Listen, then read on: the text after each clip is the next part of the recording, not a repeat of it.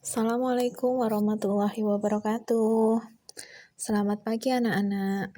Bertemu kembali dengan Ibu di kegiatan MPLS hari kedua SDN Kepolsari 1 Kecamatan Tanggulangin. Pada MPLS hari kedua, kita akan membahas materi tentang yang pertama wawasan wiyata mandala, yang kedua kepramukaan, yang ketiga model pembelajaran di masa pandemi, yang keempat pendidikan karakter, dan yang kelima tata krama. Langsung saja kita bahas materi yang pertama, yaitu wawasan wiyata mandala. Pada hari pertama, MPLS hari pertama, kalian telah mengenal Bapak Ibu guru serta sarana dan prasarana sekolah. Tujuannya apa kalian mengenal guru dan sarana dan prasarana sekolah? Agar kalian dapat lebih mencintai serta menghargai dan bertanggung jawab untuk menjaga kehormatan sekolah. Sikap menghargai dan bertanggung jawab terhadap lingkungan sekolah sebagai tempat menuntut ilmu, yaitu disebut wawasan wiyata mandala. Unsur-unsur wiyata mandala ada 5, yaitu yang pertama, sekolah merupakan lingkungan pendidikan. Sekolah merupakan lingkungan untuk menuntut ilmu. Yang kedua, kepala sekolah mempunyai wewenang dan tanggung jawab penuh atas penyelenggaraan pendidikan dalam lingkungan sekolah. Jadi semua kegiatan, semua yang terjadi di sekolah adalah wewenang dan tanggung jawab kepala sekolah. Antara guru dan orang tua siswa harus saling pengertian dan kerjasama erat untuk mengemban tugas pendidikan. Jadi guru dan orang tua harus saling bekerja sama untuk menyelenggarakan pendidikan, untuk pendidikan anak-anaknya. Yang keempat adalah warga sekolah di dalam maupun di luar sekolah harus menjunjung tinggi martabat dan citra guru. Jika warga sekolah antara guru, orang tua, murid, dan seluruh elemen bekerja sama akan menciptakan martabat dan citra sekolah dengan baik. Yang kelima yaitu sekolah harus bertumpu pada masyarakat sekitar dan mendukung warganya. Contohnya sekolah harus bekerja sama dengan puskesmas, harus bekerja sama dengan kepala desa dan warganya. Berikutnya, fungsi sekolah. Fungsi sekolah sebagai tempat masyarakat belajar karena memiliki aturan atau tata tertib kehidupan yang mengatur hubungan antara guru, pengelola pendidikan siswa dalam PBM untuk mencapai tujuan pendidikan yang telah ditetapkan dalam suasana yang dinamis. Jadi, guru, kepala sekolah, orang tua, dan siswa harus bekerja sama untuk menciptakan PBM yang menyenangkan yang dapat menjadikan putra-putri kita berkarakter dan berpendidikan yang baik. Kemudian materi yang kedua yaitu kepramukaan. Di SDN Kepolsari 1, pramuka dibimbing langsung oleh Kak Yuda. Kak Yuda selalu memberikan materi atau ekstrakurikuler pada hari Sabtu. Jadi materinya akan disampaikan setiap hari Sabtu secara bergantian. Contohnya minggu pertama dan minggu ketiga itu akan digunakan untuk mengajarkan pada kelas bawah, yaitu siaga kelas 1, 2, dan 3. Kemudian minggu kedua dan keempat akan digunakan untuk membina kelas 4, 5, dan 6. Apa sih yang dimaksud dengan pramuka? Pramuka merupakan singkatan dari Prajamuda Karana yang memiliki arti orang muda yang suka berkarya.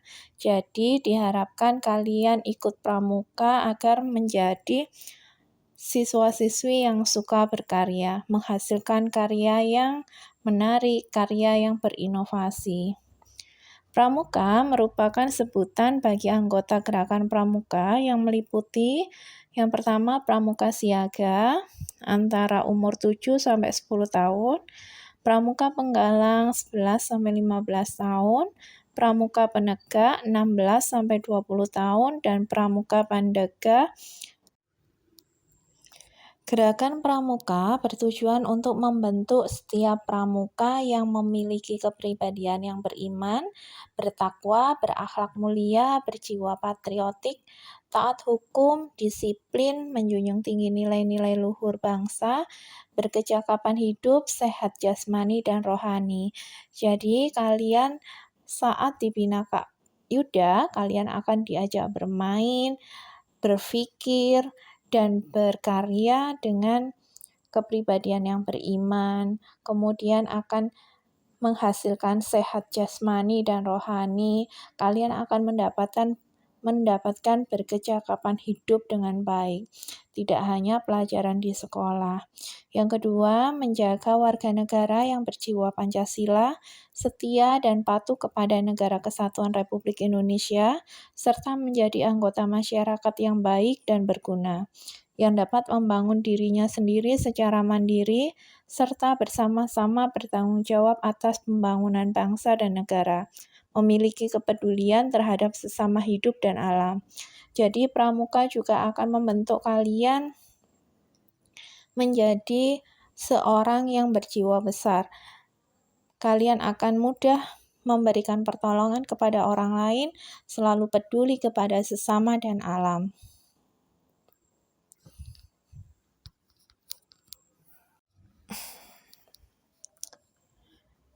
Materi yang ketiga adalah model pembelajaran di masa pandemi.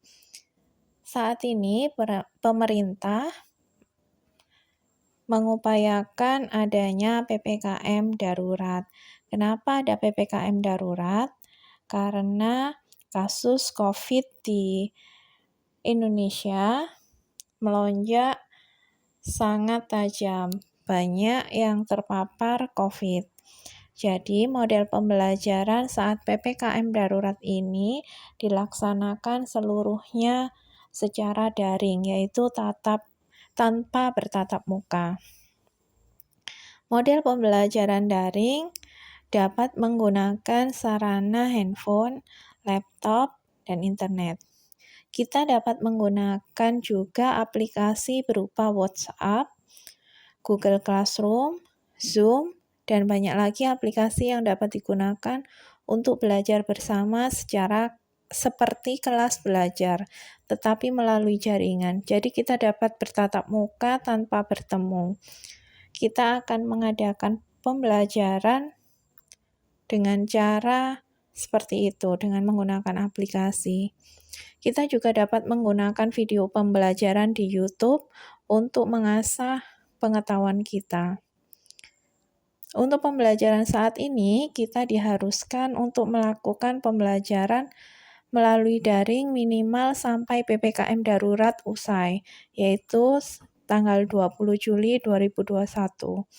Kemudian, seandainya PPKM darurat ini telah selesai, semoga saja kita dapat melaksanakan pembelajaran secara tatap muka.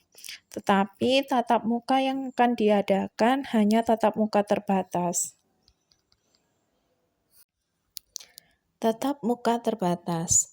Apa sih yang dimaksud dengan tatap muka terbatas? Yaitu pembelajaran dengan tatap muka terbatas yang tidak dilakukan secara penuh, seperti tatap muka sebelum pandemik.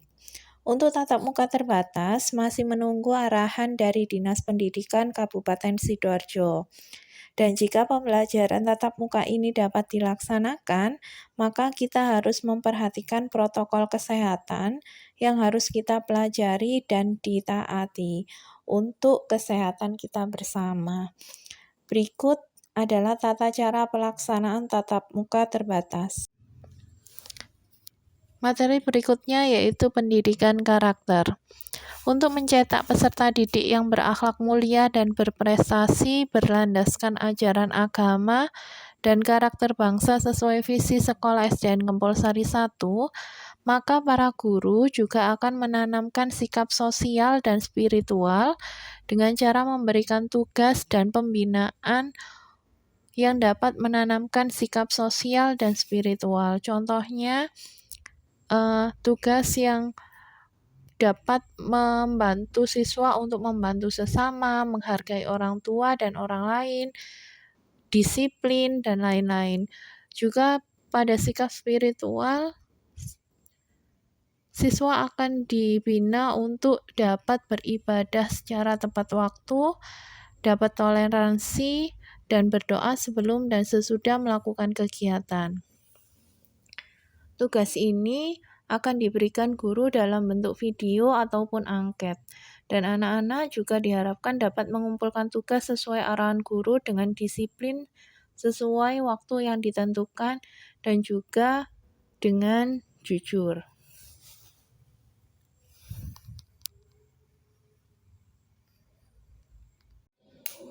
Demikian untuk materi MPLS hari kedua, semoga bermanfaat untuk kalian semua. Wassalamualaikum warahmatullahi wabarakatuh.